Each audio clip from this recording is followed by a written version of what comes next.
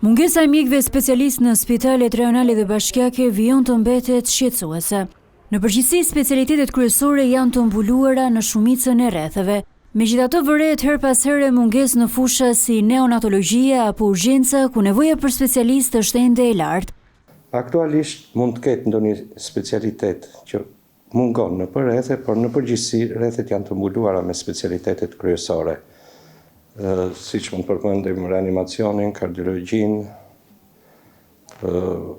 obstetrik ginekologjin, sëmundjet e brendshme.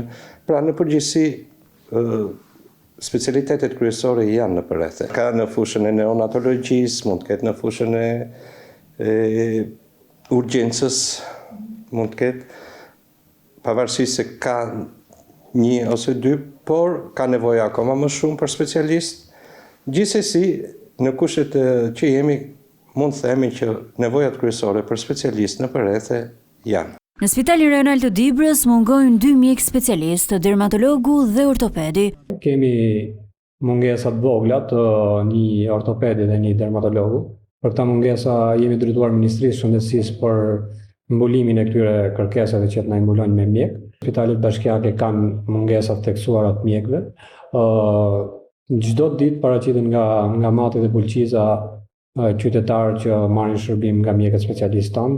Situata paraqitet më shqetësuese në Bulqizë. Në këtë spital që dikur ofronte pothuajse të gjitha shërbimet, sot mungojnë mjekët kirurg, kardiolog, otorinolaringolog, okulist dhe obstetër ginekolog. Si pasojë, spitali funksionon kryesisht për raste urgjente, ndërsa pacientët detyrohen të udhëtohen drejt Dibrës, Burrelit apo Tiranës për të marrë trajtim të specializuar.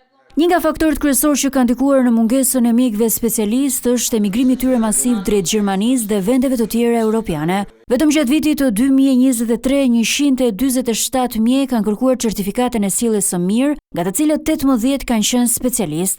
Vitin e kaluar janë larguar 29 mjekë specialistë, ndërsa vetëm në 6 mujorin e parë të 2025-s, 19 mjekë të tjerë kanë kërkuar të ushtrojnë profesionin jashtë vendit.